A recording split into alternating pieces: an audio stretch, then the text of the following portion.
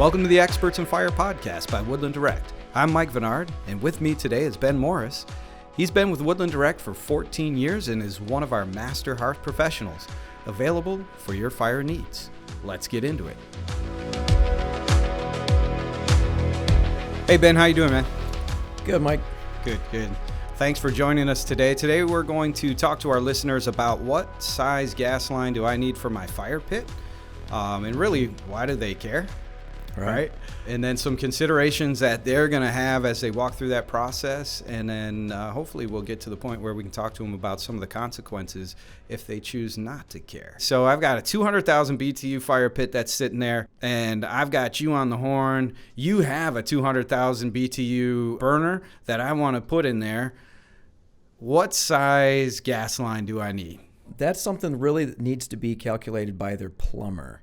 We tell them that because 99 out of 100 people that call us aren't plumbers, are not running their own gas lines, and we really don't recommend that they try for a hobby, or for a weekend warrior project. Running gas, probably not the best.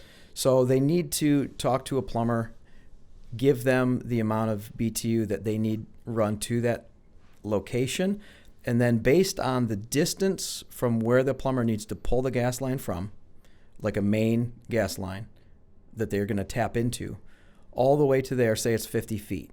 So they have calculations based on the distance, how many BTUs they need, and if they're making any turns or elbows, there's some like pressure drop and things like that, volume loss. So they have calculations or charts that'll tell them whether they need like an 1.5-inch line, 2-inch line. The longer it is distance, the larger diameter that they need. So we don't ever recommend anybody just trying that themselves. They want to put the responsibility on the plumber to make sure that it's going to be right. No, that's an excellent point. So anytime we get asked this question, it's I would say a lot of times it's because the client is looking for us to try and educate them on how to do a plumber's job, right? Yeah. I mean, they're saying, "Oh, I think I can go out there and do this. Just tell me what size and I'll run it." And there's so much that plays into that. It isn't just, okay, if you're coming off of your main line, run this size pipe out to the fire pit and you're all done. Right. Because a lot of times they're even thinking in their own minds, eventually I want to tap off of that and have other gas items running off of that, and they don't understand how that works. Inside of my house, I might have 4 different appliances that run off of gas, right? So you got your stove, let's say, you got your furnace, you got your hot water tank, and you have a fireplace that is gas. The calculation that goes into that is determined based on all 4 of those appliances running at the same time. Right. What types of considerations do they need to have with their plumber to make sure that he's going to run the proper line? Mm-hmm. Well, yeah, when they're going to call their gas company, let them know that they're interested in putting a gas fire pit in and need some help running a dedicated line to the fire pit, or if they're going to tie into an existing gas line that's in the backyard, they'll need to know how many BTUs that appliance runs on. So I've had some instances where customers have said they've got gas line run to a pool heater, also to an existing barbecue grill, and they've got adequate BTU for it. But then if they're connecting to that gas line running to the fire pit, I'll ask them sometimes, well, do you plan on grilling and having the fire feature on at the same time? Because if you are, you're not going to get the full amount of gas run to them. So you've got, you're grilling, or you have your fire pit on, and then you want to fire up your grill. And this obviously only goes for natural gas. You turn on your grill and your fire pit flame is going to drop in half. That would be an issue if you did it like that. And so, yeah, they're going to need to know all of the appliances that are running off of that gas line, which the plumbers or the gas company should know enough to be asking them those questions as well. And that's a solid point. So we kind of talked about the considerations in that whole thing, as well as the consequences, right? So downline appliances, what kind of load there's going to be. And really, this is why you want to consider how large of a line you have, and really consider talking to a pro, is because you do have consequences. And those consequences aren't necessarily dangerous. It's just the consequence defeats the purpose of having a fire feature. Right.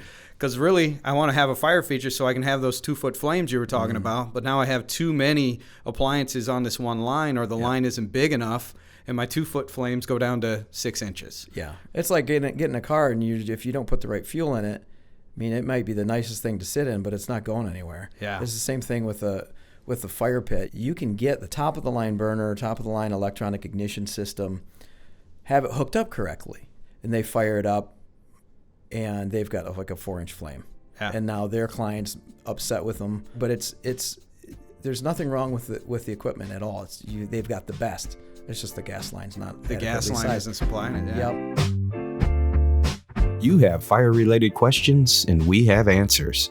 You can email us your questions at podcast@woodlanddirect.com or give us a call at 586-221-3638. We would love to be able to answer them right here on the Experts in Fire podcast. I think our listeners can understand that we're saying you really need to consider or really need to talk to a professional. Yeah, absolutely. There are some stories, situations that have gone bad, and that is when and I think you use the phrase weekend hero, warrior. Weekend warrior. Hey, I'm going to DIY this. If they're the hero. Right? Depends on how it turns out. Depends on how it turns out. Anytime you're playing with gas, you run the risk of something happening that's negative. There are horror stories that we've had come to us because of people who haven't put the product together properly, who have actually installed the burner with an air mixer, and the air mixer was turned the wrong way. Yeah. And so gas was pouring into the cavity, and there was Flames were uncontrolled shooting out combustion inside of that fire pit. So we just want to stress, please, please, please make sure you talk to a professional before you make decisions or before you try to do something like this on your own. However, what I do want to do is help arm our listeners with information, because if I do feel, and I'm a weekend warrior. It's what I do. I'm redoing a whole bunch of stuff in my house. And there's moments where you go, well, I probably could, right? Well, let's hesitate on that probably could when it comes to this gas line. But I know I want to be armed with information when I'm hiring that pro. So what should our listeners, if they're going to hire a pro, Ben, they're going to bring them in-house, what kind of things could you arm them with just information or questions that they should be asking their pro to make sure that he's going to do the job properly? That's where people live, right? That's the starting point. Is when I'm looking for a pro, how do I know if he's a pro? I mean, he's in the paper. Well, there's no papers anymore, are there? I found him on the interwebs. He's online. I saw a card pinned to a cork board at a coffee shop. Yep. Yeah, no, that's good. I'd ask for licensing info, experience. How many of these jobs have you done before? And then also supply that contractor with my number or one of our numbers here, so if they have any questions, they can talk to one of our NFI techs, and that way it helps the customer get out from in the middle of difficult conversations when the contractor's asking, well, what kind of power supply do I need to run? What's the BTU of the burner? What are the clearances? All these things, they're going to just turn around and call us. It helps take them out of the middle so they don't have to be getting, back and forth. We'll just talk directly to them.